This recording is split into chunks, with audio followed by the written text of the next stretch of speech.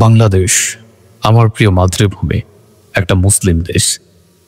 এদেশের প্রতিটি শহরে, গ্রামে, মাঠে আমাদের পরিচয় একটাই, আমরা মুসলমান। কিন্তু আফসোস, এই মুসলমান দেশের পথে যখন আল্লাহর আইন, আল্লাহর সংবিধান বাস্তবায়নের জন্য কেউ দাওয়াত নিয়ে আসে, তখন আমরা বলি ওরা তো মুখোশধারী, হুজুরের বীজ ধরেছে। ভুলে যাবেন না, তারা কেমন মানুষ সেটা বড় কথা নয়, তারা কি জামা পরে এসেছে, কি রঙের টুপি পরেছে সেটাও বড় কথা নয়। বড় কথা একটাই, তারা আমার আপনার কাছে কি দাওয়াত নিয়ে এসেছে। তারা আমাকে আপনাকে কি মনে করিয়ে দিতে এসেছে আল্লাহর আইন একমাত্র মুক্তির পথ। এই বাক্যটা যদি সত্যি হয়, দাওয়াত দাতার মুখ না দেখে আপনি কি সেই সত্য গ্রহণ করবেন না? ভাই বোনেরা, আমরা মুখ ফিরিয়ে নিচ্ছি, অবহেলা করছি, উপহাস করছি, আর বিশ্বাস করছি ওরা তো কখনো ক্ষমতায় আসবে না। আচ্ছা বলুন তো, আপনি কি জানেন কে ক্ষমতা দেবে, কে কার হাতে শাসন তুলে দেবে? মহান আল্লাহ সকল ক্ষমতার উৎস, মালিক একমাত্র আল্লাহ। কোরআনে মহান আল্লাহ বলেন সূরা ইউসুফে আয়াত নাম্বার 40, শাসন হুকুম একমাত্র আল্লাহরে। তাহলে কি আল্লাহর আইন বাস্তবায়নের দাওয়াত ফিরিয়ে দিয়ে আসলে আমরা কার আদেশ অস্বীকার করছি? একদিন এই পৃথিবী শেষ হয়ে যাবে, আল্লাহ দরবারে আমি আপনি দাঁড়াবো, হাজির হব। তখন আল্লাহ জিজ্ঞেস করবেন, তোমার কাছে যখন আমার আইন বাস্তবায়নের দাওয়াত গিয়েছিল তুমি কি করেছিলে? আমি বলেছিলাম যারা দাওয়াত দিচ্ছে তারা মুখোশধারী। আমি বলেছিলাম তারা হুজুরের বেশ ধরে ধোঁকা দিচ্ছে।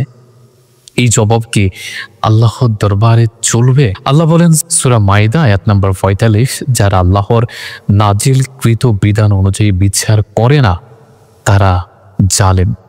আজ আমরা চাই দুনিয়ার শান্তি, নিরাপত্তা, সুবিচার, কিন্তু আল্লাহর সংবিধান ছাড়া কি তা কখনো পশ্চিম কালো সম্ভব? রাসূলুল্লাহ সাল্লাল্লাহু আলাইহি ওয়াসাল্লাম বলেছে, তোমরা সবাই দায়িত্বশীল, যার প্রত্যেককে তার দায়িত্ব সম্পর্কে জিজ্ঞাসা করা হবে। সহিহ বুখারী, সহিহ মুসলিম। আমি আপনিও দায়িত্বশীল, আপনিও দায়িত্বশীল। এই দাওয়াত শোনার পর কি করবেন সেটা আপনাকে ঠিক করতে হবে।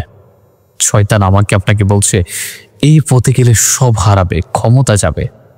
কিন্তু আপনি যদি আল্লাহর আইন প্রত্যাখ্যান করেন তাহলে শুধু ক্ষমতা নয়, আপনি হারাচ্ছেন আপনার ঈমান, আপনার নিরাপত্তা, আপনার শেষ ঠিকানার শান্তি। আজ ইসলামী দলগুলো শান্তিপূর্ণভাবে সাংবিধানিক পদ্ধতিতে চেষ্টা করছে সংসদে কি আল্লাহর আইন বাস্তবায়ন করতে।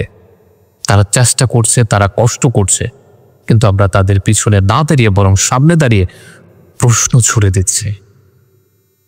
ভাই বোনেরা, আপনি যদি সত্যি মুসলমান হন তবে আল্লাহর বিধান আপনার চূড়ান্ত পথ নির্দেশিকা। আল্লাহ যদি আমাকে আপনাকে জান্নাতে দিতে চান, আমি আপনাকে বলবো জান্নাত ভালো, কিন্তু জান্নাতের দাওয়াত নিয়ে যিনি এসেছেন তিনি আমার পছন্দ না। এভাবে কি কেউ হেদায়েত গ্রহণ করে? এই কথাগুলো শোনার পর একবার চিন্তা করুন, যিনি আকাশ থেকে বৃষ্টি বর্ষণ করেন তিনি চাইলে সেটাকে নোনা পানি বানাতে পারতেন। আল্লাহ বলেন সূরা ওয়াকিয়া আয়াত নাম্বার 68-70, তোমরা যে পানি পান করো তা কি তোমরা আকাশ থেকে না? আমি চাইলেও তো এটিকে তেতো লবণাক্ত করে দিতে পারতাম, তবু কেন তোমরা শুকরিয়া আদায় করো না? আলহামদুলিল্লাহ, যিনি পানির স্বাদ মিষ্টি রাখেন তিনি কি আমার আপনার জীবনের পথ মিষ্টিময় করতে পারেন না? তবে তার বিধানকে অস্বীকার করে আমরা কার ধারে যাচ্ছি? আসুন প্রশ্ন নয় উত্তর খোঁজে, আসুন সমালোচনা নয় জবাবদাহিতার জন্য প্রস্তুত হয়ে, আসুন মুখোশ নয় আল্লাহর আইন বাস্তবায়নে একসাথে হাঁটে। আল্লাহ আমাদের সকলকে হেদায়েত দান করুক। আমিন।